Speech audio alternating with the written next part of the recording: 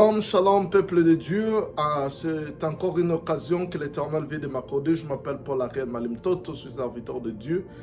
Par sa grâce, aujourd'hui, je vais partager avec vous quelque chose d'Exode, chapitre 14, verset 13 à 14. Qu'est-ce que la Bible nous dit?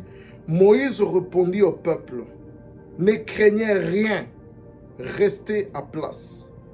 Regardez la délivrance que l'Éternel va vous accorder en ce jour. Car les Égyptiens que vous voyez aujourd'hui, vous ne les verrez plus jamais. L'Éternel combattra pour vous et vous gardez le silence. Je vais tout simplement te dire ceci. L'Éternel combattra pour toi. Bien-aimé dans le Seigneur, je ne sais pas ce que tu traverses. Les enfants d'Israël, c'était après leur délivrance du pays de l'Égypte. Et ils étaient en route vers le pays de Canaan.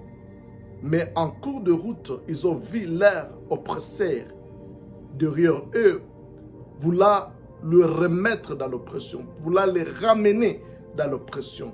Et ils étaient paniqués et ils ont commencé à se lamenter devant Moïse, en disant, c'est ce que nous te disions quand nous étions encore en Égypte, de nous laisser servir ces gens parce que nous aimerions mourir en Égypte que de venir mourir au désert.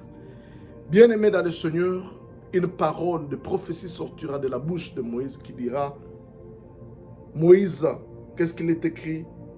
Ne craignez rien, restez à place, regardez la délivrance que l'Éternel va vous accorder aujourd'hui. Bien-aimé, oui, Dieu t'a déjà sauvé. C'est comme les enfants d'Israël, ils étaient déjà sauvés par la mort de l'agneau, car la mort planait sur l'Égypte. Et l'ange de la mort avait tué tous les premiers-nés de l'Égypte.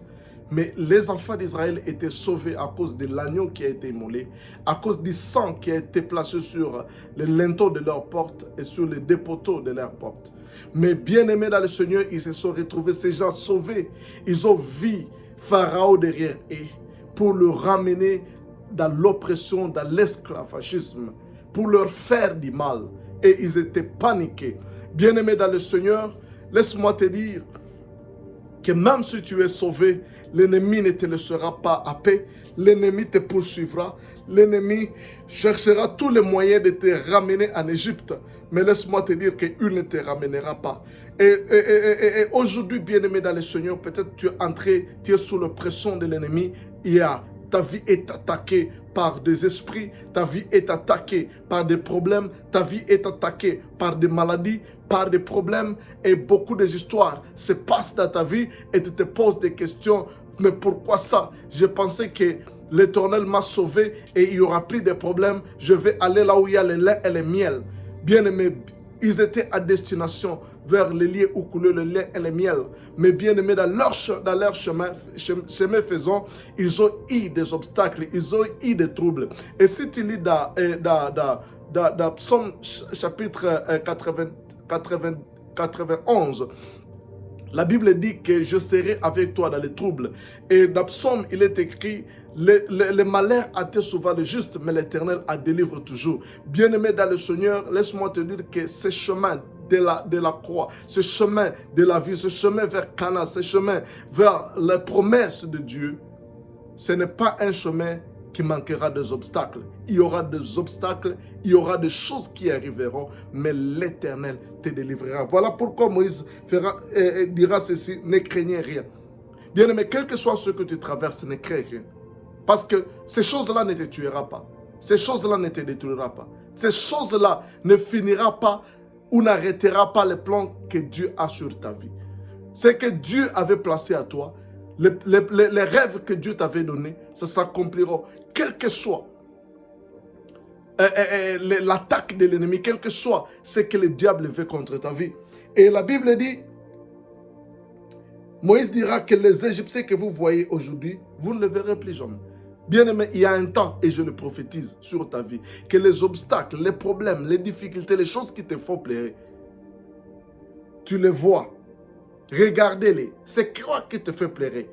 L'Éternel dit ceci, les choses qui te font pleurer, tu ne les verras plus. Tu iras partout et rechercher ces problèmes et tu ne les verras plus. Car l'Éternel combattra pour vous. L'Éternel combattra pour vous et vous gardez le silence. L'Éternel combattra pour vous. Bien-aimé dans le Seigneur, je ne sais pas ce que tu souffres aujourd'hui. C'est peut-être la trahison. Peut-être c'est le rejet. Peut-être ce sont des problèmes. Mais l'Éternel combattra pour toi.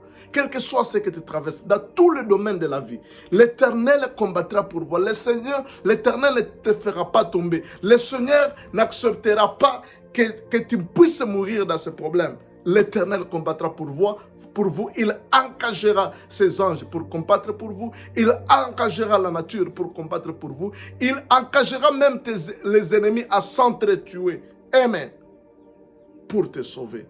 Bien-aimé dans le Seigneur, laisse-moi te dire, quel que soit ce que tu traverses, quel que soit le temps et les moments et les temps difficiles que tu traverses, l'Éternel combattra pour vous. Toi, tu n'as qu'à garder le silence. Garder le silence, c'est l'attitude de la foi et de compter sur Dieu, disant que Seigneur, je sais que tu me sauveras de cette situation.